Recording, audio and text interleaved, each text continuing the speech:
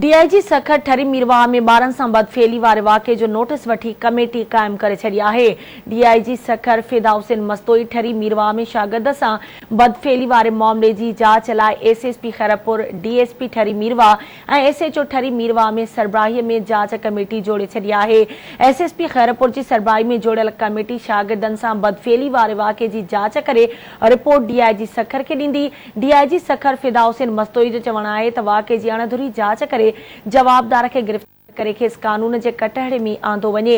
बे पासे मुख्तलिफ सियासी समाजी तंजीमुन पारा इंसानियत के लजाईंदड़ वाक़ियन खिलाफ एहतजाजी रैली कढी वई। अगवाणन जो चवण है त जवाबदार के गिरफ्तार करे कानून के कटहरे में आंदो वने।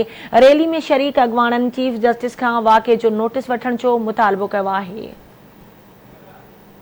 जवाबदार के जेतिरो थी सके कानून के कटाड़े में आंदो वने तो सब का बेहतर हो, छो तो ये हिकिड़ो अफ़सोसनाक इंतहाई ये हर वालिद के अंदर ते इन छुरा कातियूं घुमायूं आहिनि। हिकु वालिद जे ते न, हर वालिद जे अंदर ते इन कातियुनि जा वार कया आहिनि।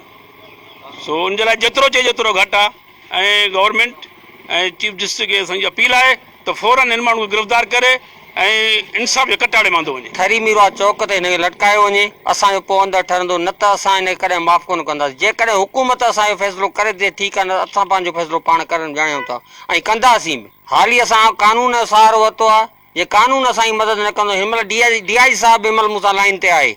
डीआईजी साहब महिरबानी आहे, हुन चयो आहे तुंहिंजो इंसाफ़ थींदो। आला हुकाम chief justice of Pakistan CM Sindh Bilawal Bhutto Zardari ऐं एसपी खैरपुर खां अपील था कयूं त हिन वहशी दरिंदे खे सख़्त खां सख़्त सज़ा ॾिनी वञे, जीअं अॼु खां पोइ को ॿियो साहिल एशिया अहिड़े वहशी दरिंदे जो शिकार न बणिजे। सारंग शहर खे कड़े खां कड़ी सज़ा ॾिनी वञे, जीअं सभिनी जे लाइ मिसाल बणिजी वञे।